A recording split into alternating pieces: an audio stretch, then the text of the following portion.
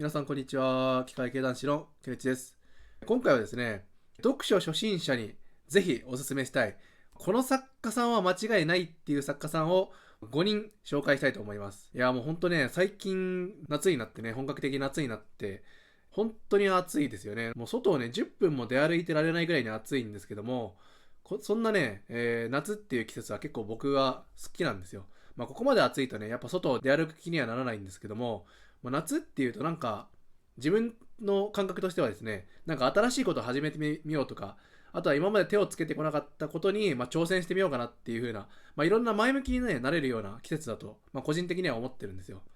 で、そんな僕もですね、大学1年生の夏、今からですね、8年前ですね、2016年の夏から、実は僕もですね、思い立って本を読み始めたんですよね。そこからですね、今現在8年間経って、本を読み続けてるわけなんですけども、この夏にですね、今回、読書を始めようって思ってる方に向けて、この作家さんは間違いないっていう、絶対読書が好きになるっていう作家さんを、5人紹介したいなと思います。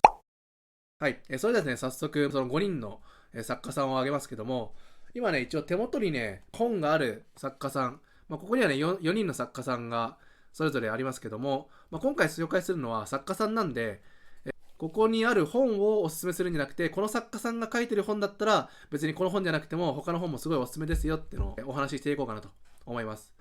で、そんな作家さんなんですけども、1人目がですね、こちらのミステリー小説家の湊かなえさんですね。で、2人目がですね、同じミステリー小説家のですね、伊坂幸太郎さん。この人もね、すごい読みやすくておすすめですね。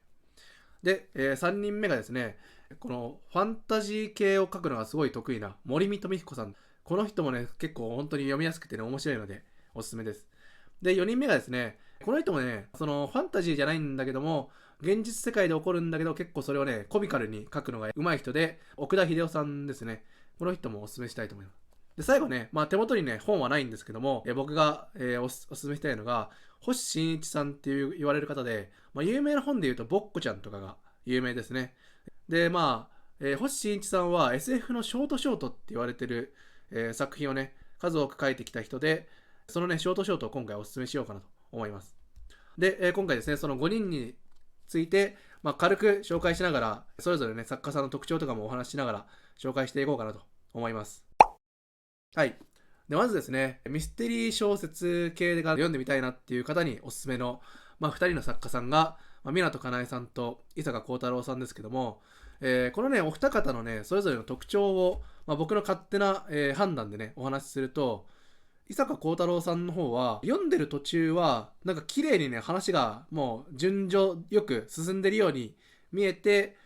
で、実際に最後、種明かしをされると、意外とね、読んできた経路っていうのが結構入り組んでたんだなっていうのが分かるような作家さんなんですよ。なんかね、読んでる時はね、何にも引っかからないんだけども、最後種明かしをされると、あれってこんなところに伏線があったのかっていう風なのが最後分かったりとかして、結構ね、その伏線の散りばめ方というか、隠すべきところをしっかり隠して、読者がね、ハマるべくしてミステリーにはまっていくような書き方をね、されるのがすごい上手いと思います。で、対して湊かなえさんの方は逆にね、その疑念をね、常に抱かせるような作家さんで、読んでる間に結構ね、枝分かれみたいな感じで、ここが怪しいんじゃないかとか、この人がちょっと犯人じゃないかみたいなね、感じでね、結構こっちのね、疑念を持つんですよ。でも実際に最後種明かしをされると、それらの疑念が全部自分の勘違いっていうか思い込みだったことが明かされて、意外と最後になってみると、綺麗にね、話が繋がっているようなことがわかる作家さんなんですね。で、ミステリーで言うと、結構そのどんでん返しって言って最後のね種明かしの瞬間に、インパクトがあると思うんですけども、どっちの方がねどんでん返しのインパクトが強いかっていうと、僕個人的にはですね、湊かなえさんの方がその最後のどんでん返しのインパクトはね大きいんですよね。で、なんで伊坂幸太郎さんよりも大きいかっていうと、伊坂さんの方はですね、さっきも言った通り読んでる間は特にそんなに引っかかんないんですよ。引っかからずに最後まで来て、で最後種明かしをされると、あれそうだっけっていう風に、読者がねちょっと困惑するんですよね。あれそういうことだったっけって。で、ちょっと戻ってみると、確かにね、しっかり隠されてて、こっちの勝手な思い込みによって、なんか推測してた部分を、最後、種明かしによって、実はこうだったよって明かされる感じで、一瞬ね、困惑するんですよ。結構どんでん返しっちゃどんでん返しなんだけども、読者がね、それに一瞬ついていけないっていうのがあるんですよ。で、湊かなえさんの方は、やっぱ疑念を持ってる分、その疑念が一気に全部解消されるっていうインパクトがあるので、個人的には湊かなえさんの方が、どんでん返しの時のインパクトはでかいかなと思います。なので、ここら辺の違いを意識しながら、どっちのミステリーの方が読みたいかなってのを考えてみて、それぞれね、この伊坂さんと湊かなえさんのね、本を、どれでもね、いいと思います。湊かなえさんだったら、今僕、ここに手元に高校入試ありますけども、高校入試はね、ちょっと難しいんですよ。登場人物がすごい多くて、結構頭の中でごっちゃになっちゃうので、湊かなえさんだったら、告白とか、あと母性とかですね。あとは、個人的になんか印象に残ってるのが、豆の上で眠るってのが、さっき言ったその疑念がね、いろんな疑念が浮かんでくるんですよ。そこらがね、面白いと思います。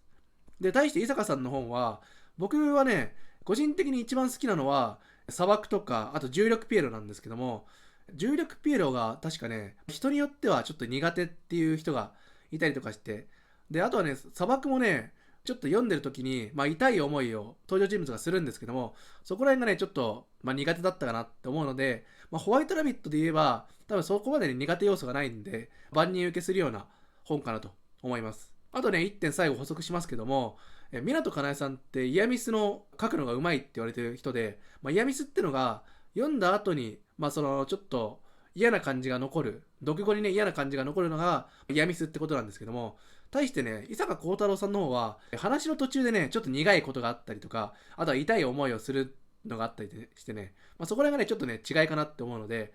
最後、イヤミスが残るのが嫌だったら伊坂さんで、途中でちょっと痛い思いするのが嫌だったら、湊かなえさんの方がいいかなと思います。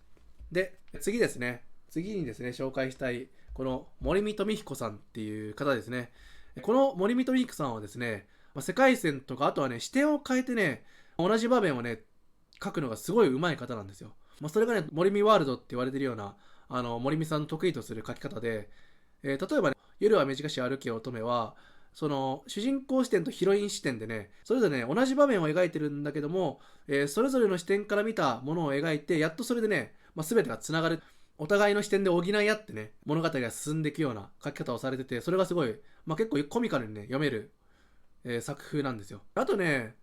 僕が好きな本で言うと、四畳半神話体系っていうのがあるんですよ。これはね、最初に僕混乱したのはですね、これが世界線の話だったんですね。A の世界線、B の世界線、C の世界線ってあって、なんか僕はね、読んでる時にね、あれなんかまた同じ場面に戻ったなっていうのが何回かあって、途中までね、世界線ってことを気づかなかったんですよ。で、気づいてからは結構頭の中で整理ができて楽しく読めたんですけども、最初ね、世界線ってことを知らないとちょっとね、困惑すると思います。でもね、この森見さんのね、森見ワールドっていうのは存分に、どの作品でも味わえるので、個人的にはね、ダントツでおすすめなのが、こちらの夜は短し歩け乙女が、もう、読書を始めた人にとっては本当にね、楽しく読める本だと思います。僕もね、読書を始めて、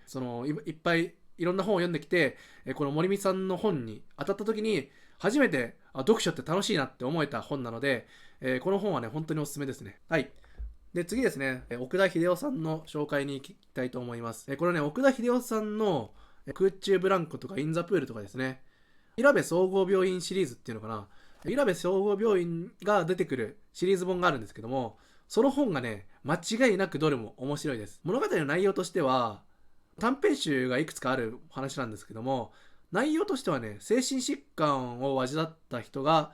その病院に来てね、診察を受けるんですけども、その時のですね、伊良部総合病院の精神科の先生の治療の仕方がね、すごい面白くて、なんかもう無理やり、普通だったらなんかその気持ちを落ち着かせるとか治療をするんだけども、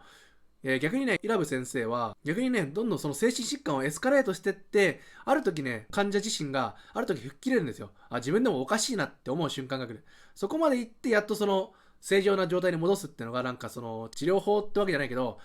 結果的にそうなっちゃうんですよね。そこら辺がね、結構面白くてね、やっぱその精神疾患って結構ナイーブな問題なんで、なかなかね、書くのが難しいと思うんですけども、そこら辺ね、笑い飛ばせるように書いてるのが、結構読んでてね、楽しい作家さんだなと思います。なのでね、自分もね、気持ちが落ち込んだ時に、この奥田秀夫さんのですね、このシリーズを読んで、ちょっと気持ちが楽になったりとか、あとはその自分の悩みについてね、笑い飛ばせる余裕ができたりとかするので、本当にね、楽しく読める本なので、ぜひ読んでみてほしいと思います。で、最後ですね、星新一さんの紹介に行きたいと思います。星新一さんはですね、さっきも言った通り、SF のですね、ショートの、巨匠なんですね。ショートをもうたくさん書いてる方で、ショートって何かっていうと、一つの話がですね、見開き2ページぐらいに収まるぐらいの小説なんですよ。なので、一つの話が2ページに収まってる話が、この文庫本の中にもう30とか、そんぐらい話がね、詰まってるんですよ。で、さらに言うと、星新一さんはその文庫本をですね、文庫本単位で言うと、それで30冊ぐらい書いてるんですね。星新一さんがショートショートだけで。なのでね、ショートだけで900とか1000とか話をね、作ってる方なんですよ。